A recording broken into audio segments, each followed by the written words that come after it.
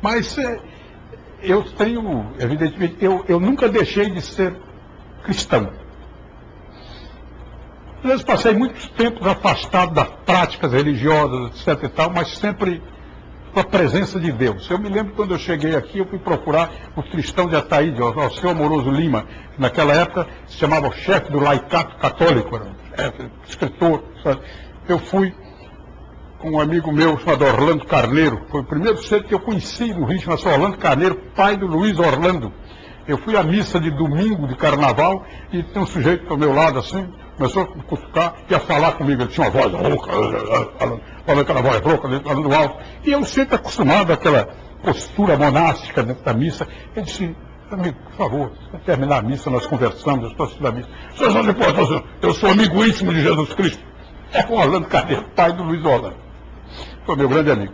E levou ao cristão de Ataíde, ao Alceu Amoroso Lima, no dia seguinte. E o Alceu disse: meu filho, você...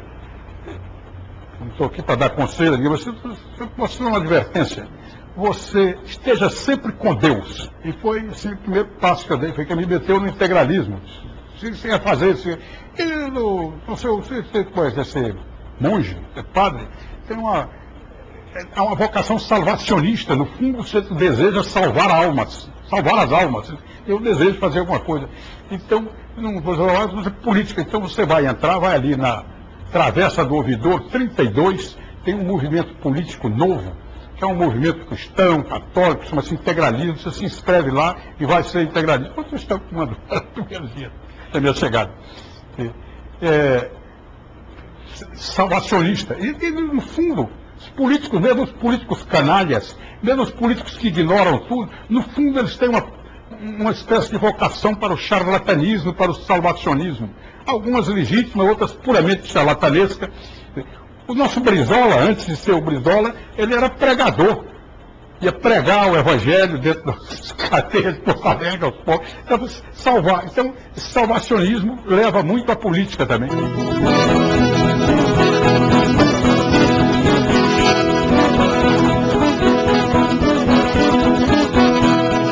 Nos conta agora a saga nacionalista que fez do jovem Mourão se tornar integralista.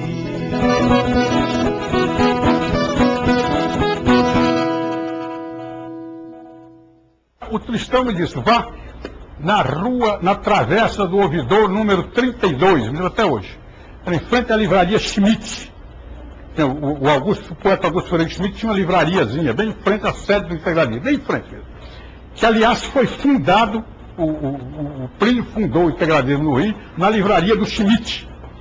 Uma história muito curiosa para ser contada ainda. O Plínio fundou em São Paulo, era a Sociedade de Estudos Políticos, fundou a Ação Integralista Brasileira para fazer um aparelho político para a Sociedade de Estudos Políticos. Esse aparelho político se chama Ação Integralista Brasileira.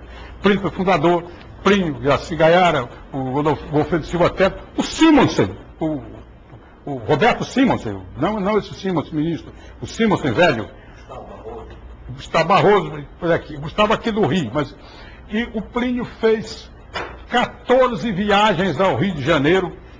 O Plínio, então, um dia fundou, em São Paulo, deu-se por fundado o negócio, e resolveu fazer um desfile na Avenida Paulista. O Menotti Del Picchia, o Cassiano Ricardo, que eram os amigos dele, com eles: não faça isso, vai ser ridículo, fazer um desfile com 40 sujeitos, vai ser vaiado. Você não me importa com vaia. Se você amanhã no Automóvel Clube, vai ser uma gozação. Se eu um dia fecharei o Automóvel Clube, o Jockey Clube, eu um dia fecharei o Jockey Clube. Não fez a marcha dele. E depois, agora, fazendo no Rio. Veio 14 vezes ao Rio de Janeiro, ele contava isso, 14 vezes, de trem de segunda classe. Às vezes com as calças remendadas nos fundilhos, que era muito comum naquele tempo. Então, ele, para arranjar aqui. Mas ninguém tirava convite. Reuniam-se na livraria do Schmidt. Então, quando chegava às 6 horas, o Schmidt baixava aquela porta de aço e o Plínio ficava ali e vendia o peixe dele. Fazia... Ele era um homem muito fascinante, para falar. Fascinante. E, então, frequentavam ali o Gustavo Barroso, o Everaldo Leite, que era um engenheiro da Light, o Antônio Galotti, o Santiago Dantas, o Thiers Martim Moreira, alguns outros. O Jaime da Silva Teles, daqui do Rio. E eu sei que o Plínio ali, tá, até que um dia resolveram, tá bom, então vamos fundar. Tanto que eles estavam. E aí o Schmitt entusiasmadíssimo, né? O Schmitt queria que ele fundasse um movimento católico, como a Action Française. A correspondência do Schmitt com o Plínio, não foi fechado católico, não. Bem, então o Schmitt disse, agora vamos levar para fora do Rio de Janeiro. Está fundado o núcleo aqui, foi fundado o núcleo com 10 ou 12 primeiros sujeitos. Então, isso é recurso para viajar. Viajar como? E o Schmitt faz um livro, não sei lá. O Plínio foi o mais prodigioso datilógrafo que eu já vi na minha vida. Era um monstro. Escreveu esse livro, ficou trancado na livraria a noite inteira, de manhã cedo entregou o livro pronto. Está aqui. Schmitt disse, vamos editar e com esse livro. Como é o nome do livro? Schmitt, muito simples, o que é o integralismo? O primeiro documento, o que é o integralismo? Aí o Schmitt, que era um editor que não tinha um tostão. Não tinha um tostão, aqui, pulando dali, pulando, tá ligado? Como alguns editores que nós conhecemos aí. Foi ao conselheiro Mayrink Veiga, velho Mayrink Veiga, pai do Antenor. E escreve isso aqui, um movimento importante, você está o livro, um negócio contra o comunismo, e tal. Preciso 5 contos para editar esse livro. Aí o Mayrink Veiga deu 5 contos. O Schmitt imprimiu o livro fiado e deu 5 contos ao Plínio para viajar. O Plínio pegou